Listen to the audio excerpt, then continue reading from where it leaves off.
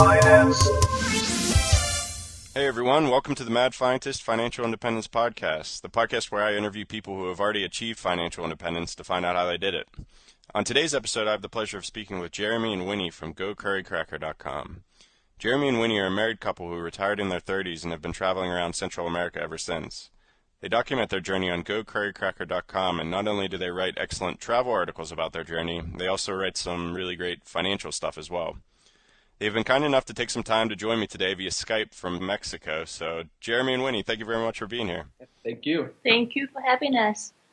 For people that may not be familiar with your site, could you just tell a little bit about GoCurryCracker and about yourselves? Sure. So we had left work roughly. Well, Winnie left work three or 4 years ago, and I left work about a year ago. And we had this plan that we were going to go travel the world. And most of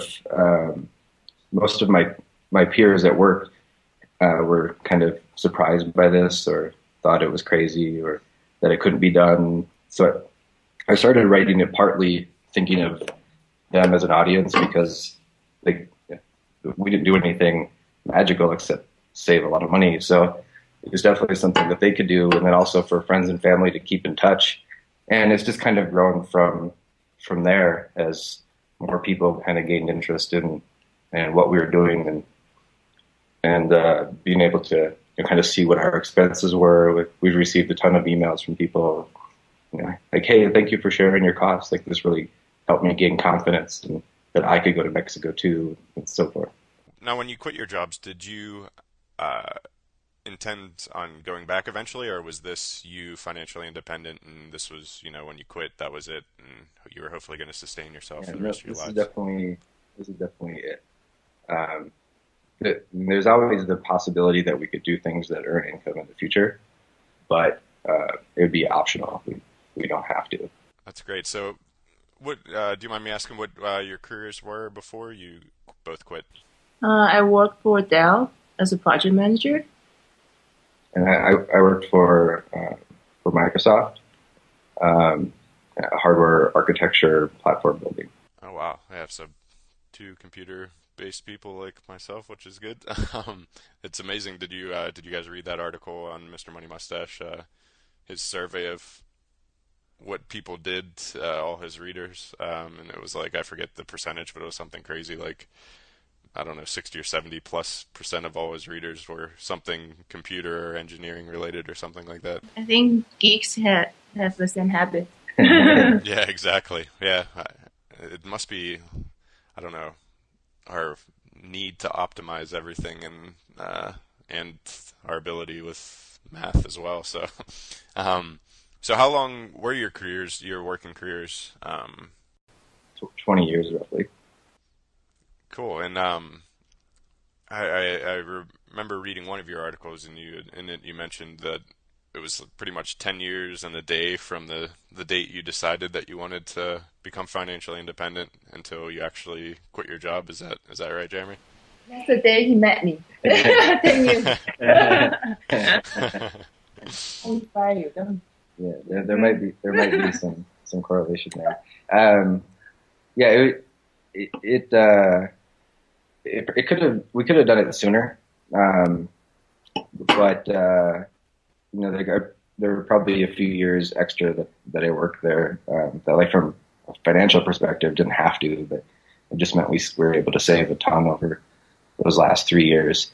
But and it was totally coincidence. Like, I just looked at the date and then looked back at this sort of business plan that I had written long ago about how to retire early, as I was just trying to figure it out. And it was literally 10 years and a day from when I wrote that file. That's really cool. Yeah, speaking of the business plan, is this the 50-page business plan to scuba dive around the world or something like that? Is that exactly? So tell me a little bit about that, because that sounds really interesting, especially the fact that it's 50 pages long. Yeah, so this was I had gone on my first vacation as an adult, and this was just before I met Winnie, and pretty much like the whole first week, I couldn't even think about vacation. Like my mind is just kind of focused on like all the stuff that's happening at work, and by the second week, I kind of started to relax, and then this third week, I was like, this is fantastic. I want to do this forever.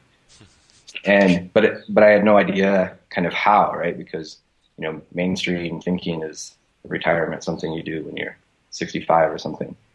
And I knew I didn't want to wait that long, so I was thinking, well, I have to have income, and scuba diving is expensive, so maybe I could get a job as a dive master or a scuba instructor or something.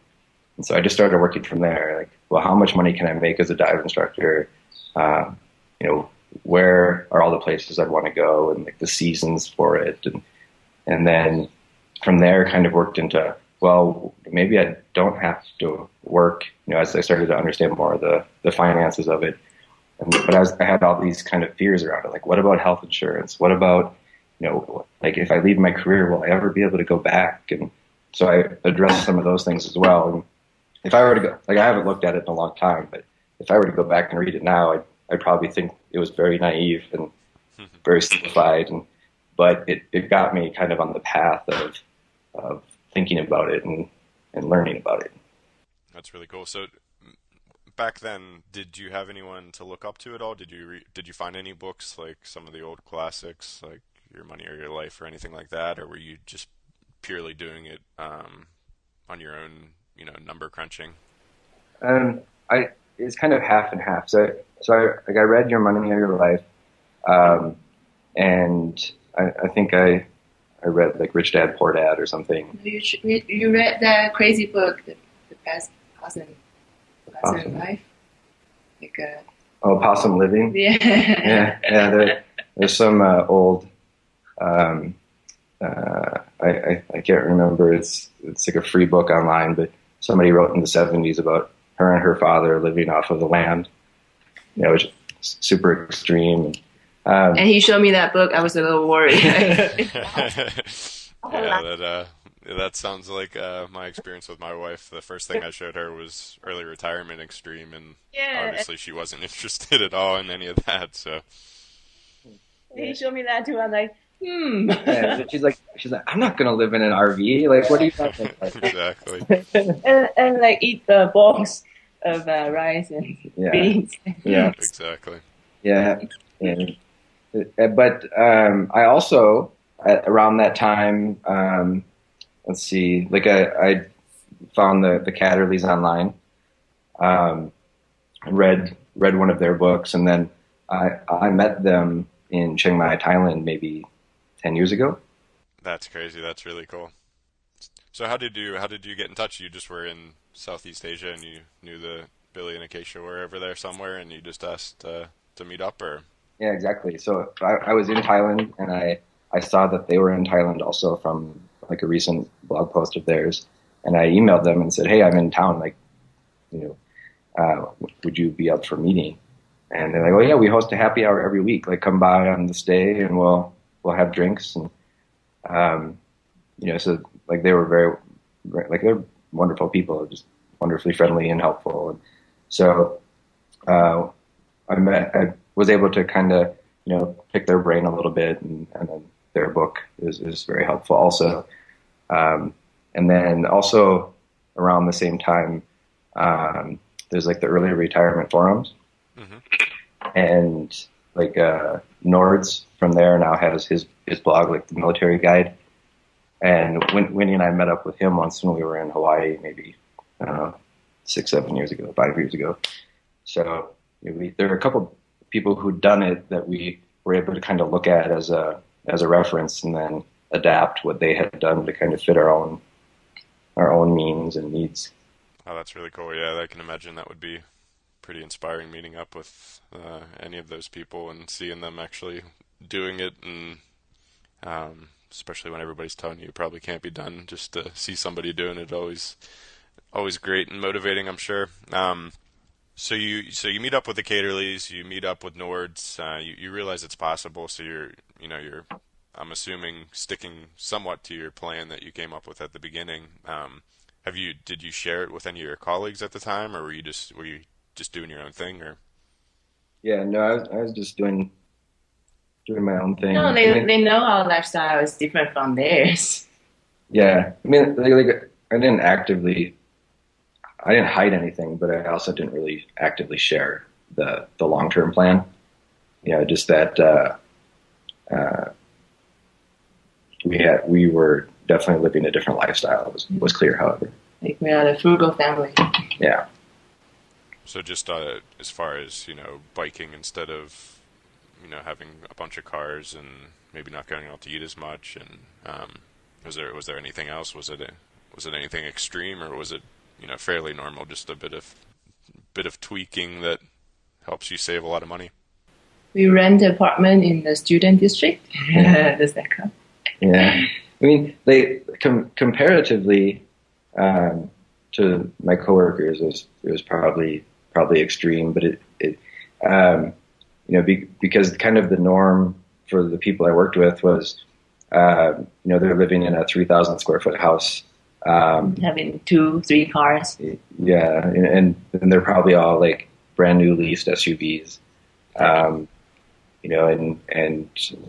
so comparatively, we found a place to live that was on the bus line to work and in a walkable neighborhood, and we were living in a neighborhood that was mostly students, because we were near the university, and I'd show up at work on the bicycle, and they kind of roll their eyes and laugh at me, But we still go out to eat and hang out with friends. It's Yeah. not like sacrificing anything. It's just because our I don't know, maybe our main sort of entertainment is food. So we do eat out and often, and that's kind of our main social activity. But then we also balance that with kind of preparing meals at home and hosting dinner parties. So Winnie's an amazing cook, and I'm probably several pounds too many, primarily because of that. Nice. So along the way, what are you investing in? Are you just mainly, stock guy, index funds? Did you get into any real estate? What was your sort of strategy there? Yeah, so most of, our portfolio overall is probably around 70% stock, 15% REITs, and 15% bonds. a tiny bit of real estate. Yeah, well, and we have some individual stocks, but it's mostly index. And then I had a small rental property that I sold a few years ago with owner financing. So we have one sort of private bond so that's still out there, but that will let's see here, that will end like 2 years from now, because it's got like a 5-year payoff period to it. All right. So that was pretty much the strategy from when you began. You weren't working for Microsoft, getting sucked into technology stocks or anything like that. No, I mean, I still have some Microsoft stock, but for the most part, I have maybe about 10 different kind of individual kind of dividend paying stocks in fairly small quantities, but they kind of help manage the cash flow, and then the rest is all in like VTI, the all world or all market sort of index fund from Vanguard. Nice. Okay. And recently you just published a really good post about taxes, and especially taxes in early retirement. And as you know, that, and probably the readers know, that I really enjoy that stuff because it's just a great way of, increasing your savings rate without necessarily sacrificing anything. So can you, just maybe talk a little bit about your recent experience, going through your taxes and realizing what exactly you can do now that you have such a low income? Yeah. So I had, I've always done our own taxes, and partly because, like you, I kind of enjoy the deep understanding of how to work the system in your favor. And so from there, I was always trying to minimize our taxes in the past, but, there's only so much you can do when you have earned income.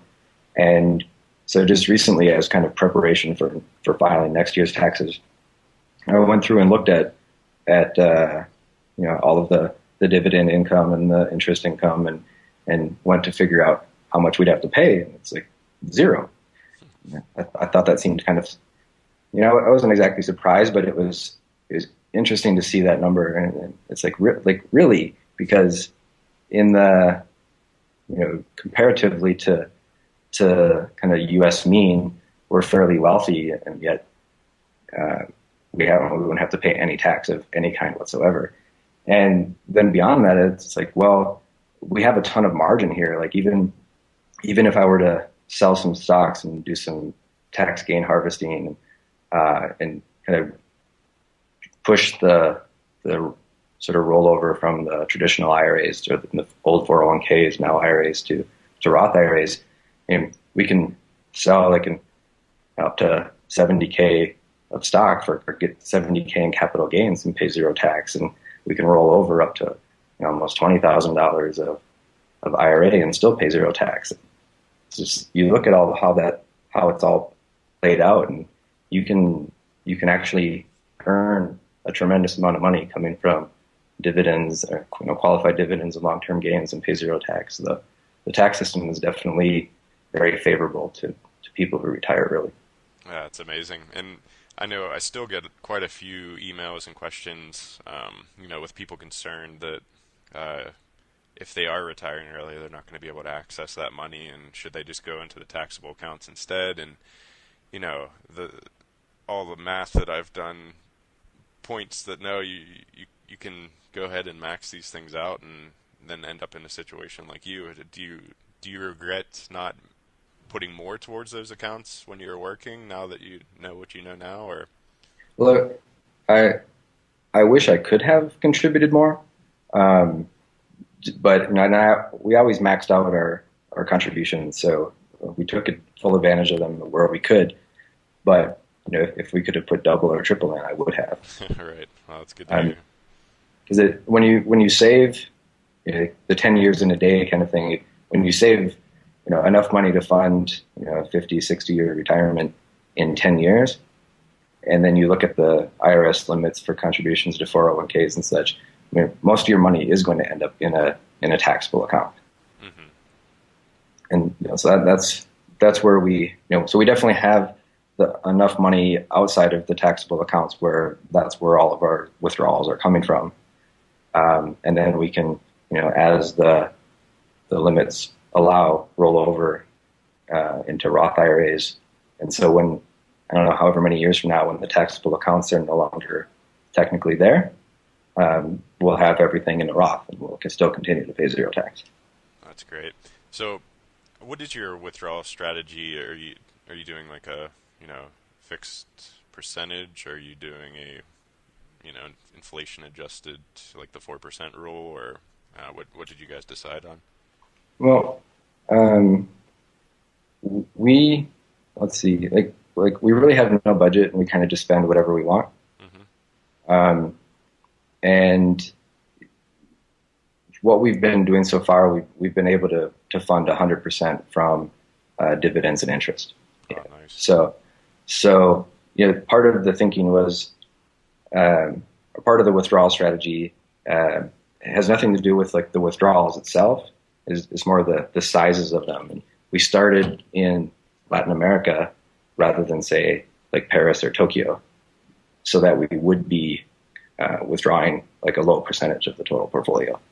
And just using the 4% number as a rough guide, we just knew we wanted to spend less than that. Mm-hmm. But we don't really pay attention to what the withdrawal rate currently is or so forth. We just know that it's less than 4%.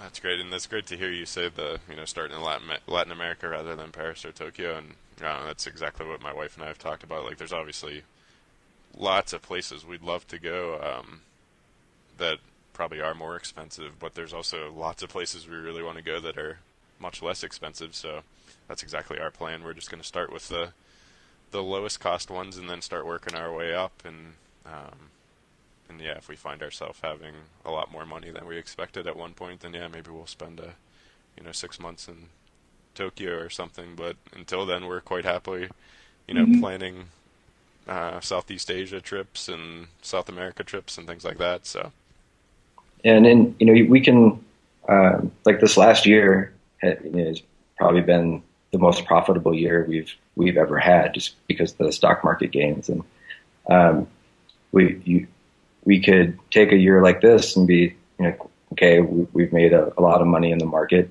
Maybe next year we do Western Europe. And then if there's a year where the market's down, it's like, well, we love Latin America. Let's go there.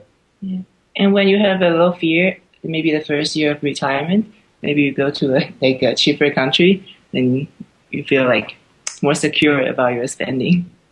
Yeah, no, that's a great point. So yeah, could you guys talk about the transition actually, because it's fairly recent, and yeah, I'd just like to hear how it was, finally quitting your job and what that was like, and did you worry about actually stopping your contributions to all these accounts after you were spending so many years building them up? Yeah, I think the first few months, like we constantly check the number in our bank. Like every day we check 3 times, make sure it's still there. But there's definitely I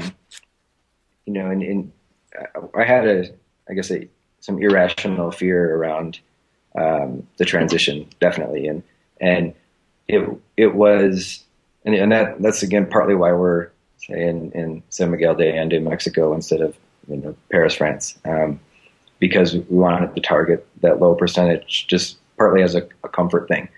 But there was probably 6 months from the day that we kind of had our last paycheck to the point where I stopped thinking about work, and just when you go from working 60, 70-hour weeks and lots of international travel, and work is your email during the off hours and such, it's kind of hard to transition from that to nothing, right? And so maybe part of that mental focus was still kind of, we're on a beach, but I'm still thinking about work stuff a little bit. And then some of that mental energy gets applied to, well, what's happening with the portfolio? Is everything okay? Mm-hmm. But kind of 6 months after, all those fears have just kind of been washed away. I don't even really think about work or the finances anymore. Oh, that's great. So I'm going to switch gears a bit and start talking a bit about travel, because you guys are, perpetual traveling early retirees, similar to what the Caterleys were doing in the Retire Early Lifestyle interview. So you guys have primarily been in South and Central America so far, is that right? Yeah, our plan was to use a year travel through Central and South America. But so far we've only been to 3 countries in Central America. We're moving really slow. That's nice. Yeah, that's the type of travel that appeals to me, is the slow travel anyway. So we had started thinking we'd spend 6 weeks in Mexico and then continue south, but we were in Mexico over 5 months, and then we met people who were touring all of Guatemala in a week, and we were there 2 months, and we did some experimenting with different paces of travel. We'd spend 2 months in one place and 2 days in another, and we definitely enjoy the slower paced travel. You don't have to pack every day or move to a different hotel every day. Yeah, you kind of have a low routine. Yeah, that definitely appeals to me. That sounds like the best way to go. And you're both learning Spanish as you live down there and everything? Sí. We can switch to Spanish if you want. No, my high school Spanish is probably really bad, so it would be a very short interview. We our Spanish isn't great, but we're functional. And before we started, we don't really speak any Spanish at all. And we took a month of group classes in Mexico when we started, and we did 3 weeks of private one-on-one lessons in Guatemala. And we've spent, I don't know, 9 months in Spanish-speaking countries. So we've picked up enough of the language to be functional. Like just before our conversation with you, I made a phone call to schedule an appointment for later today. That's all 5-minute conversation, all in Spanish. And that's amazing.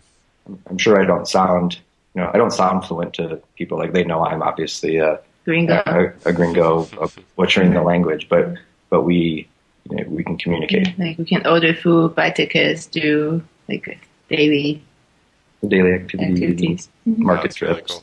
Yeah. So Mexico and Guatemala, what was the third country? Belize. Oh, nice. That's right. Yeah, I remember actually commenting on that post because we had hit up the same place on our honeymoon, Caye Caulker. Caye Caulker, yeah. Such a beautiful island, isn't it? Yeah, it is beautiful. All I remember is the lobster. See, we talked about this, Jeremy and I think we must have gone in completely different seasons because I didn't see any lobster. There wasn't any lobster on the menu, but it was sunny, and I think you guys got rain and lots of lobster. At the end of the week, I'm sick of lobster. I'm like, don't feed me anymore, please. Take it away. But I think we arrived just a few weeks after lobster season had started, and you could get a full lobster dinner, like a lobster and a 1.5 pound lobster. And like a shrimp skewer and a few sides for $10. No way, that's crazy. Have you found that you've been surprised how little you have to spend to have a really good life since you've been on the road? Every day we are like, wow, it is so cheap and the quality is really good. Yeah. So what was the thing you just compared, like jewelry? Yeah, I was looking for some jewelry class in Asia and even in the United States because I want to continue doing that. And the price is just like incredibly expensive, like 10 times more than what I pay here. Wow.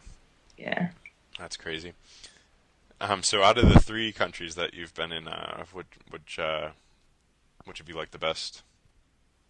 Yeah. We love Guatemala, but I think like San Miguel is more livable because it has more activity you can do not as a traveler, as like you actually live here. Mm-hmm. Yeah, but I'm not really sure how to answer that question. It's kind of like, what's your favorite flavor of ice cream? Right. Yeah. I like lots of them, and they're kind of all different. They all have their appeal, but like from I think Mexico actually kind of feels like home to us right now. It's very comfortable here. It's a very nice life. Guatemala had a lot of just natural beauty. And people in Guatemala are super nice. They're very friendly. Yes, yeah. Yeah. And I know Belize had just kind of like the beauty of the water and the lobster. Yeah. So when I interviewed Billy and Acacia, they had mentioned that Panajachel in Guatemala was one of their favorite places, and I know you guys were near there at least. Yeah, we were at the same lake, a different village, San Pedro, which is really beautiful, and we stayed there for two months, right? 6 weeks. 6 weeks. Yeah. And then we enjoy it. It's I think that place in San Miguel I like the most. Yeah. Yeah, and that was where you had the $195 a month apartment. Is that right? Yes. Yeah. Yes. So $195. You had views of the lake and the mountains, and the apartment itself is a shithole, but the view is magnificent. Yeah. It definitely wasn't 4-star living, but it's 4-star in that region. Yeah. Yeah. Comparatively to what else was available, it was definitely a nice place. And when you live there, you realize how little you need. Right, exactly. Yeah, you appreciate your things you own more. Yeah, but the one thing definitely that I like better, say here, is just the shower. Yeah, we like most of the showers in Guatemala are these so-called suicide showers. It's like a local heater attached to the shower head. Where it's like 10 cables hanging right above you. Yeah, like the exposed electrical wires sticking out and sometimes hanging down into the water stream. Yeah. It's kind of like massage therapy. A little electric shock. Shock therapy. Yeah, right. So it's much better over in Mexico. Well, there are places that are equivalent to Guatemala, but the place we're staying now is definitely almost like a 5-star hotel. Oh, nice. And this is the 3-bedroom house that you're renting for like $1,000 a month? Yeah, exactly. So and including all the utility and the cleaning and everything. Oh, really? So 5-star service and quality for $1,000 a month? Yeah, there's a cleaning woman who comes by twice a week for like 3 hours. And there's a gardener who comes and takes care of all the plants. And it's definitely upscale. Like by comparison, there's a friend in Winnie's jewelry class who rents a 2-bedroom place for $300. Was it? $350-ish. Like $350. So there's definitely cheaper stuff here. Yeah. And we partially got this place because just so that we could have the extra rooms for people to come visit. That's cool. Yeah, it sounds really nice. Well, we're getting to near the end of the interview, and I always like to just ask everyone I talk to, if you had one piece of advice for anyone thinking about pursuing financial independence and early retirement, what would it be? Find a frugal wife.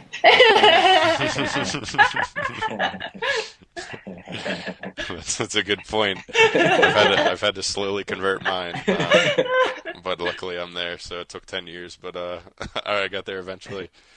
How about you, Jeremy? That's a good answer. I don't think I can beat that answer. So I think not getting sucked into lifestyle inflation is a key, and so basically learning to live on an income that you start out with, and that way you can get to incredibly high savings rates, which 10 years kind of time frame for many people, you could be free to do whatever you want for the rest of your life. That's great. Thank you both so much for taking the time out of what I'm sure is a beautiful day down in Mexico to talk to me. If anyone wants to get in touch, do they just go over to gocurrycracker.com and send you an email from there? Or? Yeah, exactly. So gocurrycracker.com, there's a contact form on there, or you can just email us at gocurrycracker@gmail.com. Excellent. Well, thank you both. It was great talking to you, and hopefully I'll see you down in Central or South America in the next couple of years, hopefully. Yeah. All right, thanks, guys. Thanks, Brandon. Thank you. Bye. Bye. All right, thanks again to Winnie and Jeremy for speaking with me, and definitely go check out gocurrycracker.com if you haven't already. Also, if you're a fan of the podcast and wouldn't mind leaving me a review over on iTunes, I'd really appreciate it. Anyway, thanks for listening, and I'll see you next time. Turkey, mashed potatoes. Finance.